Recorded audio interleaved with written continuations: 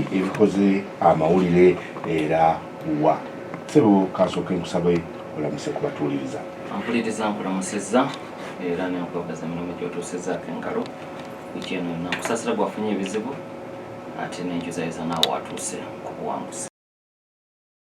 Ewedde twayogera ku kuddamu okukola ensalo mu masaza ekyatabula bannayuganda naddala mu Amerika.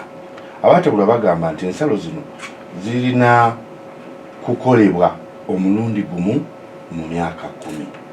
Ekituufu kyeki ku nsonga y'okuddamu okukola ensalo? Webale kuleeta kibuuzo ekyo kuba bangi abantu okiridde ne ku ssimu yange ku nsonga eyo bwe twayogera ku saza ly'e Texas ne ŋŋamba nti gerrymandering mu Amerika akolebwa ebibiina byonna era aba Republican Party kye bakola Texas tekyewuunyisa kwagoberera ebyobufuzi bya Amerika kubanga n'aba DP bakola gerrymandering oyo. Naye abamu ku batugoberera abasinziira eyo naga nti naye amateeka gagamba kinakolebwa mulundi gumu mu myaka 10 kati teginnawera 10. Kakati musobola okubeera abatuufu ate era musobola okubeera abafu kankirambulule bwenti ng'ate kuba buli obeera ku programu omanya ate waliwo n'abapya abakuwuliriza abataali naffe wiiki ewedde. Ensonga gye twogerako ey'e Texas efaanana bweti. Mu nkola ebaddewo okumala ebbanga ddene ssemateeka wa Amerika ono yabagibwa 1787 naye mu nkola ebaddewo etera okugobererwa mu masaza bwe bamala okubala abantu omuwendo ogwo gwe gukozesebwa okusalawo congressional districts zinaafaanana zitya. Kati mu Amerika kiri bwe kiti. Amerika erina parliament congress eyawamu erimu senate lw'olukiiko olukulu n'olwansi house of representatives. Mu senate buli ssaza likiikirirwa ababaka 2 obadde n'oba ttono balirina abantu bangi bateriyina. Mu house of representatives buli ssaza likiikirirwa ababaka okusinziira ku bantu be balina. Kati mu senate oyinayo ababaka 100 buli ssaza liyinako 2 bokka. Mu house of representatives oyinayo ababaka 435 amasaza gonna gagabana kwabo okusinziira ku bungi bw'abantu be mulina. Kati ensalo ziddamu ne zikubwa naye nga muzikuba mwesigama ku muwendo gw'abantu ogusembyeyo. Naye nakyogera ku mulundi ogwo era nja kiddamu. Ebibiina by'obufuzi bikozesa enkola eyo okusala ensalo ezibiwa omukisa okuwangula. DP ekikola, Republican Party ekikola. Era ensonga eno lumu ng'egenze mu Supreme Court ya America mu 2019 abalamuzi baasala nti bo tebagenda kutawuluza nkaayana za byabufuzi mubimalire mu Congress zammwe ez'amasaza abasinze obungi be bajja okutwala olunaku. Eyo nsala ya 2019 mu Supreme Court.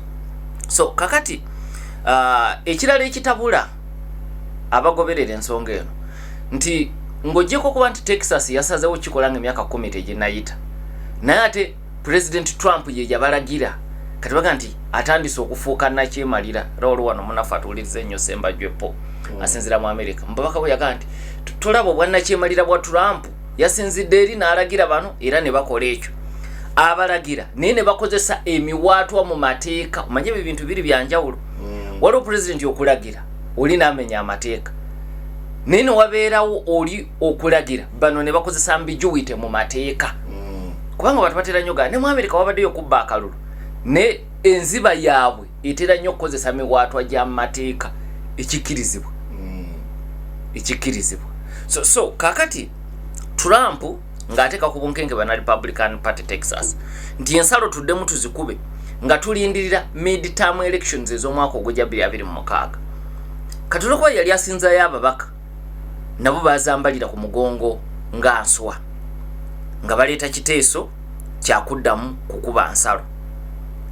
Ekiteeso kino ne kiyita mu lukiiko oluto kubanga Congress za America ez'amasaza nazo ziyina Senate ne House of Representatives. nekiyita abaka 88-52 kati Trump ne banne mu kubala kwabwe mu map ene empya ebasobozesa okuwangula ebifo 5 nga babijja kuba DP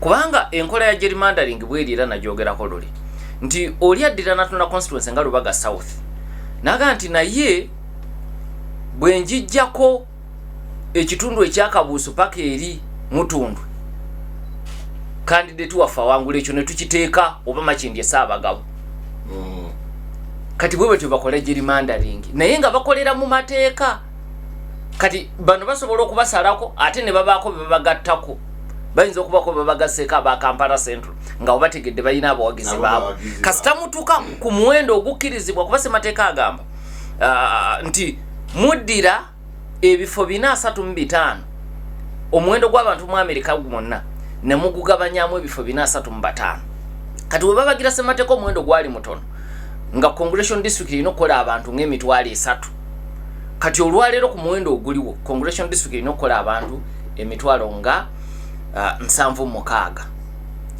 essaza bwe liba teriweza abantu 76 baliwo omubaka omu